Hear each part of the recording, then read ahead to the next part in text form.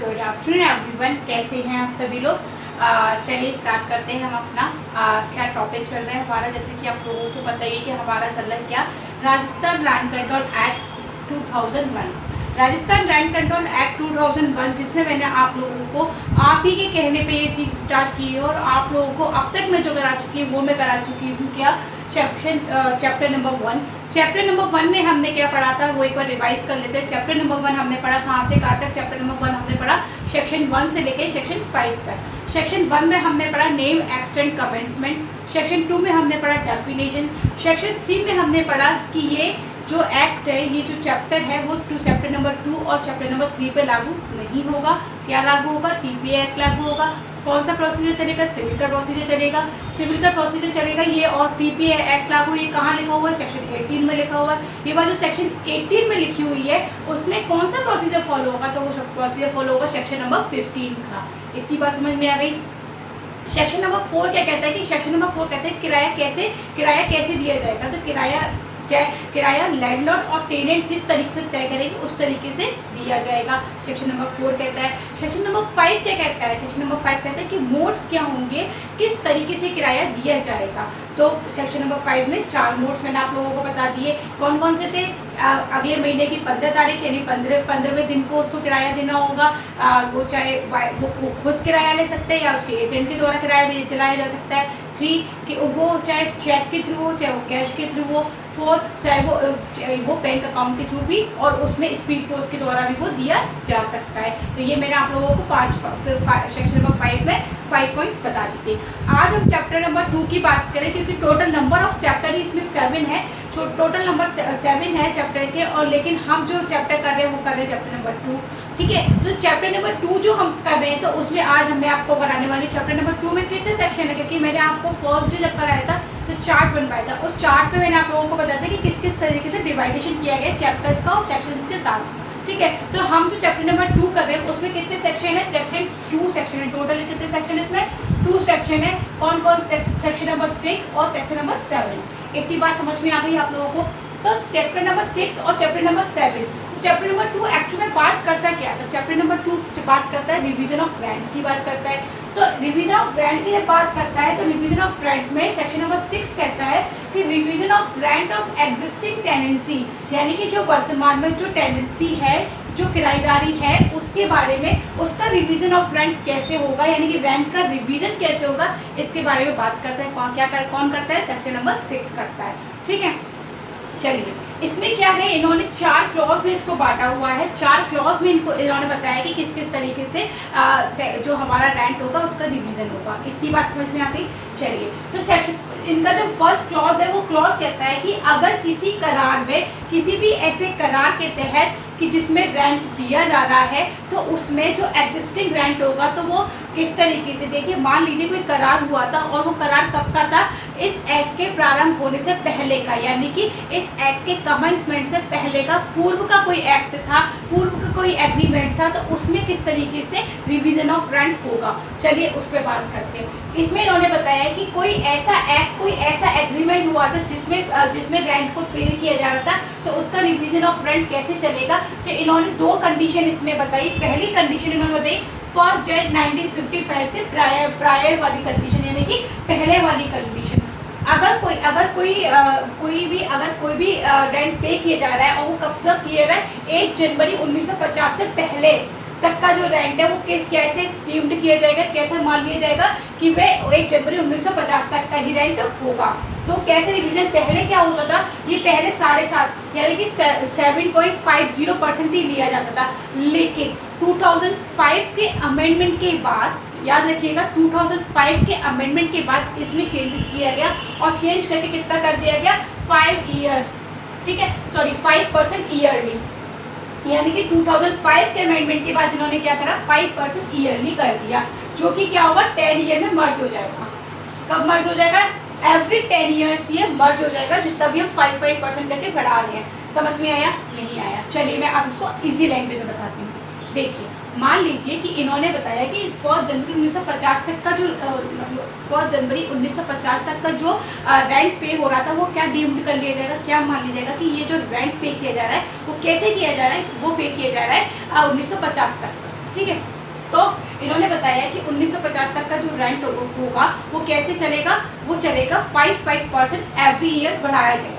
कैसे उसका रिवीजन होगा, यानी कि मान लीजिए कि आज किराया 5000 है तो 5000 पे 5% किराया उसका एक्सीड किया जाएगा, यानी कि उसको बढ़ाया जाएगा। ठीक है, आप इतना समझ में आ गया उसको आप लोगों को कि 5% इस साल बढ़ाया जाएगा, 5% नेक्स्ट ईयर, 5% उसके नेक्स्ट ईयर, ऐसे करके 5% बढ़ाया जाएगा। और वो 5% बढ़ के जो बढ़ रहा है वो किस तरीके से बढ़ रहा है, तो वो बढ़ रहा है कितने तक बढ़ेगा, तो वो एवरी 5 करते हुए एवरी 10 ईयर तक वो बढ़ा दिया जाएगा और 10 ईयर आने पे उसको मर्ज कर दिया जाएगा। कैसे मर्ज कर दिया जाएगा ये आपको बता दूं मैं।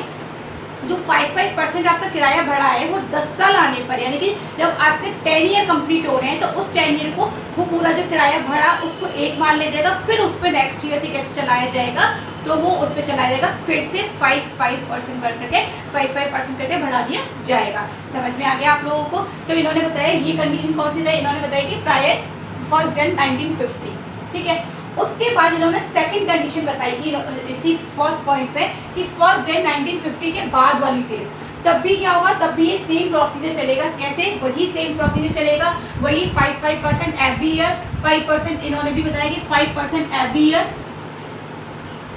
ईयर बढ़ेगा और ये बढ़ते बढ़ते एवरी 10 ईयर में ही क्या हो जाएगा, मर्ज हो जाएगा। ठीक है, तो ये इन्होंने जो फर्स्ट कंडीशन बताई वो बताई 1 जनवरी 1950 से पहले की, और ये जो कंडीशन बनाई 1 जनवरी 1950 के बाद वाली कंडीशन। वही प्रोसीजर चलेगा, 5% करके बढ़ाया जाएगा एवरी 5 ईयर, 5% बढ़ाया जाएगा एवरी 10 ईयर पे, ये क्या हो जाएगा, मर्ज हो जाएगा। ठीक है, इतनी बात आप लोगों को समझ में आ गया। ठीक है, अब बात करते हैं सेकंड नंबर पॉइंट, यानी कि इसके सेक्शन नंबर 6 से सब क्लॉज 2 क्या कहता है। ठीक है, सब क्लॉज 2 कहता है अगर इस एक्ट के कमेंसमेंट तक, यानी कि ये कब कमेंस हुआ है, ये कमेंस हुआ है 2003, 1 अप्रैल 2003 को ये कमेंस। मान लीजिए 1 अप्रैल 2003 को ये कमेंस हो रहा है और इस कमेंसमेंट तक 10 ईयर हमारे कंप्लीट नहीं हो रहे। कितने कंप्लीट नहीं हो रहे, 10 ईयर हमारे कंप्लीट नहीं हो रहे हैं। ठीक है, अब मान लीजिए 10 ईयर हमारे यहाँ पे कंप्लीट नहीं हो रहे हैं तो क्या होगा, जैसे कि मान लीजिए कि किसी को रेंट पे दिया गया, वो दिया गया 1996 में। ठीक है, 1996 में रेंट पे दिया गया और 10 ईयर कंप्लीट हो रहे थे। यहाँ पे 2003 पे 10 ईयर कंप्लीट नहीं हो रहे। कब कंप्लीट हो रहे हैं वो 10 ईयर, 2006 पर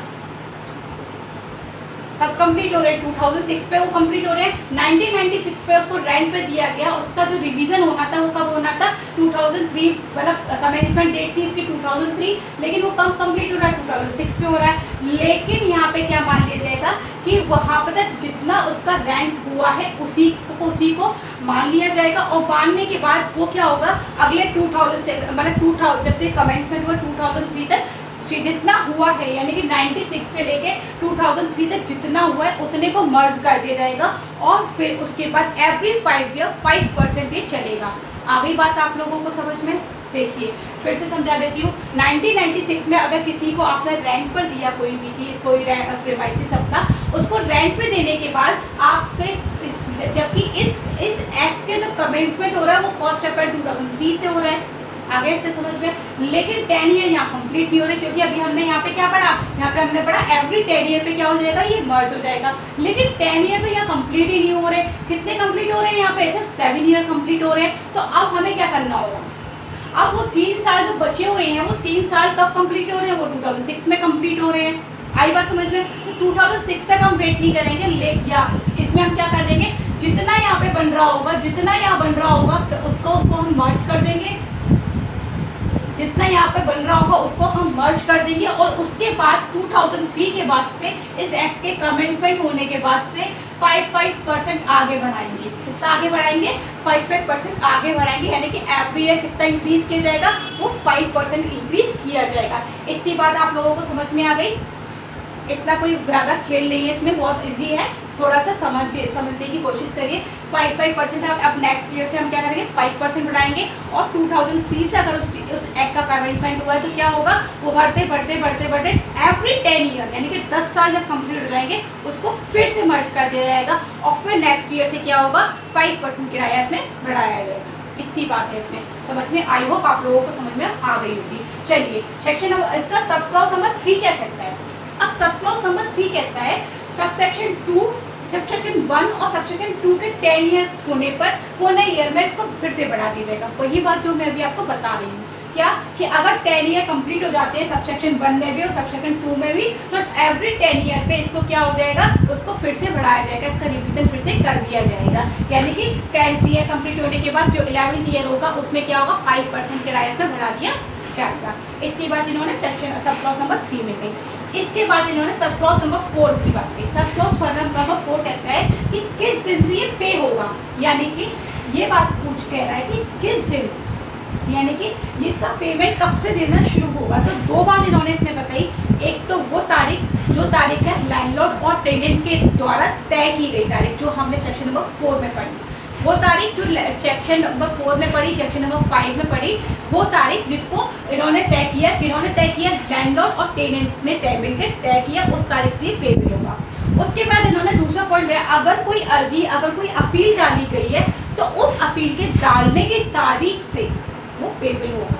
कब से पेबल होगा, उस अपील के डालने की तारीख से वो पेबल हो जाएगा। इतनी बात आप लोगों को समझ में। सेक्शन नंबर 4 कहते हैं, सब सेक्शन नंबर 4 कहता है किस दिन से ये पे होगा, तो लैंडलॉर्ड या टेनेंट इसको तय कर ले, या जिस तारीख से वो अर्जी डालेंगे उस अर्जी की तारीख से वो इस पेमेंट होगा। तो ये था हमारा सेक्शन नंबर 6। होपफुली आप लोगों को समझ में आ गया होगा। अगर नहीं आया है, मेरे बोलने की स्पीड आप लोगों को ज़्यादा लगती है, या ये होता है कि कभी कभी क्या है वीडियो जल्दी जल्दी चल जाते हैं, आपको नहीं समझ में आ रहा, तो आप इसको पॉज करके भी देख सकते हैं। चीज़ों को धीरे धीरे समझिए, समझ में आएगा आप लोगों को, ठीक है। वो आप ज़्यादा टफ नहीं है, ईजी है अगर आप उसको समझने की कोशिश करें तो, ठीक है। तो ये था हमारा section number 6, revision of rent of existing tenancy, ठीक है। अब बात करते हैं सेक्शन नंबर 7 की। सेक्शन नंबर 7 क्या कहता है, सेक्शन नंबर, जैसे कि सेक्शन नंबर 6 कह रहा था एग्जिस्टिंग टेनेंसी की, उसी तरीके से सेक्शन नंबर 7 कह रहा है हमारा क्या, जो न्यू टेनेंसी होगी वो। तो न्यू टेनेंसी होगी तो उसमें क्या प्रोसीजर फॉलो होगा, सेम वही प्रोसीजर फॉलो होगा तो सेक्शन नंबर 6 में फॉलो हो रहा है। इसका पॉइंट नंबर 1 कहता है कि इसमें क्या प्रोसीजर फॉलो होगा, वही प्रोसीजर फॉलो होगा जो सेक्शन नंबर 6 में हो रहा है। क्या प्रोसीजर फॉलो हो रहा है सेक्शन नंबर 6 में, वही एवरी ईयर 5% बढ़ेगा, एवरी 10 ईयर पे ये मर्ज हो जाएगा, मर्ज होने के बाद नेक्स्ट ईयर से फिर से 5% बढ़ेगा। ये उसका प्रोसीजर है, ये आप लोगों को समझ में आ गया होगा। लेकिन अगर न्यू टेनेंसी आई है और न्यू टेनेंसी पे मतलब एवरी 5 ईयर पे जो बढ़ रहा है, सॉरी एवरी 1 ईयर पे जो बढ़ रहा है, वो 5% तक इन्होंने डिसाइड कर लिया कि एवरी ईयर ये 5% एक्सीड करेंगे। अगर ये टेनेंसी, अगर ये जो किराया आएगा, जो रेंट होगा, अगर वो 5% से एक्सीड होता है, 5% से अगर वो एक्सीड होता है तो क्या होगा, वो एक्सीड होने वाली मात्रा तक शून्य हो जाएगा। क्या हो जाएगा, वॉइड हो जाएगा।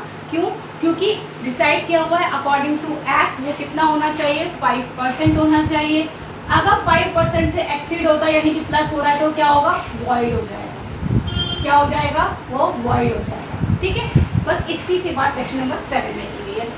न्यू टेनेंसी का एग्रीमेंट कैसे होगा, सेम इसी तरीके से होगा जैसे सेक्शन नंबर 6 में बताया गया है कि किराएदारी पर रखी जाएगी। किराएदारी के कमेंसमेंट की डेट से अगर रखा गया है तो कैसे होगा, वो 5% बढ़ेगा। एवरी ईयर वो 5% करके बढ़ाया जाएगा। बढ़ाने के बाद एवरी 10 ईयर पे वो मर्ज हो जाएगा, ठीक है। लेकिन अगर वो एक्सीड हो जाता है, 5% से ज़्यादा हो जाता है, तो वो कैसा होगा, वो वॉइड हो जाएगा। इतनी बात इन्होंने सेक्शन नंबर 7 में कराई है। तो होपफुली आप लोगों को मेरे द्वारा दी गई जानकारी, मेरे द्वारा पढ़ाया गया सेक्शन समझ में आया होगा। अगर आया है तो प्लीज़ थम्स अप करिएगा और वीडियो को शेयर करिएगा, ठीक है। तब तक के लिए धन्यवाद, शुक्रिया। मिलते हैं अपने नेक्स्ट वीडियो में। धन्यवाद।